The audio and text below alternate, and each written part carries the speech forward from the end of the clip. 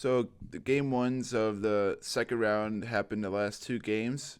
On Monday, the Sixers played the Knicks, and the Timberwolves played the Spurs. And yesterday, the Lakers played the Oklahoma City Thunder, and the Cavs played the Pistons. On Monday, the Knicks cruised to a big victory over the 76ers, winning 137 to 98, led by Jalen Brunson's 35.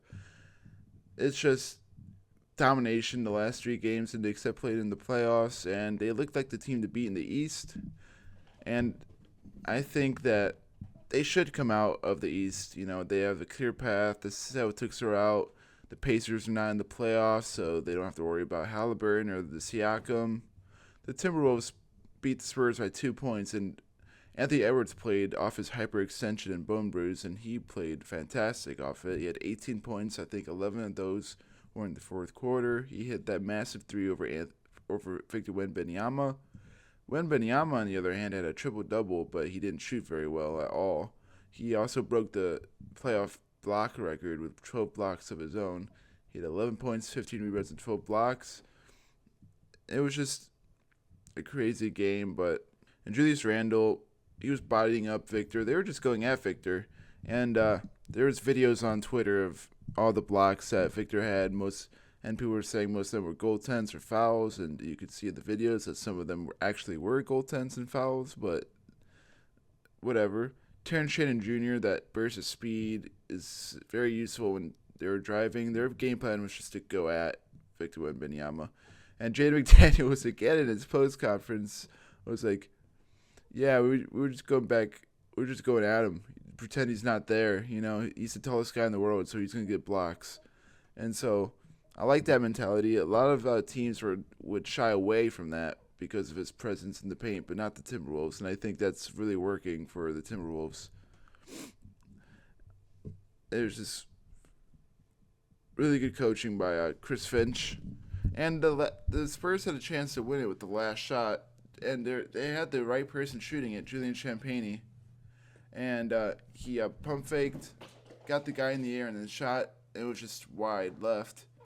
It hit on the longer part of the rim. And that's a shot he's hit before. He's a great shooter from three. It was a great shot, but they didn't call the timeout in the last play of the game, which let the guys play through. Don't let the Timberwolves get their defense. I get that, but a lot of times you should call a timeout there.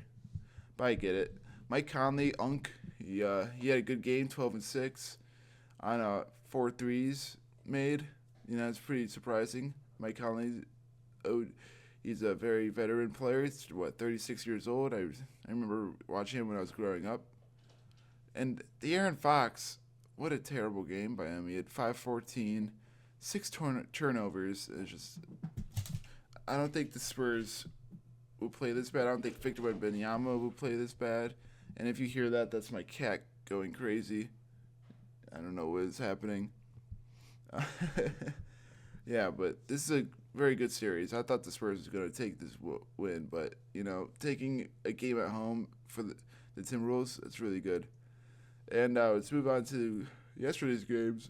The Pistons outdueled the Cavs. It was a great game in the fourth quarter. You saw James Harden make some shots, get to the free throw line as he usually does. He was 9 for 9 for the free throw line. He also had 7 turnovers, and I think on the playoffs, Harden has 41 turnovers overall, which is a very bad start. And 7 turnovers this game, it just ruined a lot of the Cavs' momentum. They would make runs, James Harden turnover. And then Jared Allen has 2 points, only had 2 points and 3 rebounds in 18 minutes. Last game, he had 22 points and 19 rebounds. It was like you play amazing one game, you play like crap the next game. They need him to be way more consistent. And, yeah, it's just so confusing. Like, what happened? Max Strus was great off the bench. He was hitting threes. And it seems like he was really going off in the fourth quarter. Donovan Mitchell, he played all right. I would like Donovan Mitchell to be more aggressive, get to the line more. He said in his post conference that he only doesn't get to the line because he doesn't flop. He said maybe he has to flop. He's like, my good friend was fine for flopping, and I think that I should do that to get to the line more because I don't know what to do. Jalen Duran was really good. He had 11 and 12. He had massive dunks in the fourth quarter to give the Pistons momentum. Dennis Jenkins was a good again. He hit the dagger dunk, and he's quick. He would make a mistake and then sprint down the field, and he tipped the ball one time after turning it over, and he just ran full court, full speed to cause a tie up. It was really good to see. That's really good effort. Tobias Harris, another good game. Duncan Robinson, that and one, and he bodied up James Harden, pushed, got a double technical on James Harden, Duncan Robinson. That's pretty cool. It was really great to see. Cade Cunningham, I mean, he's just Cade Cunningham. He did shoot poorly, but he had a good game nonetheless. Asar Thompson, the best perimeter defender in the league, maybe the best defender in the league overall. That's not 7'5", and yeah, he had a great defensive game. The Lakers, Thunder, I think this, it's just the Thunder are too good. LeBron was the best player on the court at 41, but he can't do it all himself. Rui Hachimura had a good game, but Austin Reeves was just flat out terrible. 3 for 16, didn't make a three, and he was just letting the team down. If he actually had a decent game, the game would be closer, but because Shea Gilgeous had a bad game to his standards. He only had 18 points, but he had 7 turnovers like James Harden did. And their defensive strategy on SJ was kind of working. They were forcing him to be a playmaker, which SJ is a pretty underrated playmaker. You know, he's good at offenses of the game. And in the first quarter, he had like 3 straight possessions where he was just trying to get the refs on the side, but that's a story for another time. He's a good player. You shouldn't knock him, but, you know, I don't know why people make this flopping thing. It's smart. And also, he didn't really get to the line that much yesterday at all. He was just all mid-range. He's a mid-range demon. He's probably the best mid-range player in the league. It's just a beautiful style of basketball, just being that good from the mid-range. Chet Holmgren had a great game. AJ Mitchell, great game. Fantasy legend.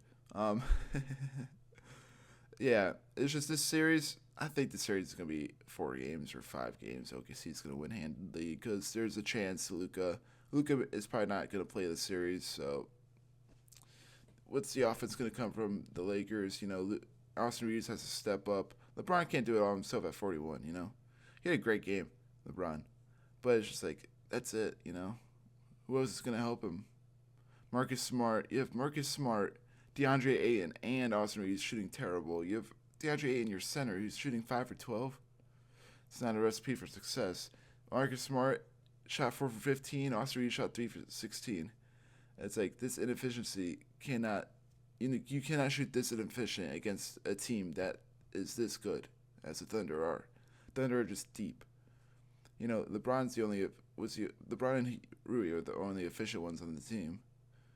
And it's just, they got to do better. Jared Vanderbilt, oh my God. Nasty injury. He had a full dislocation in his pinky finger. Bone was out, I heard, and that's just awful. I hope he gets better. I hope he makes a full recovery.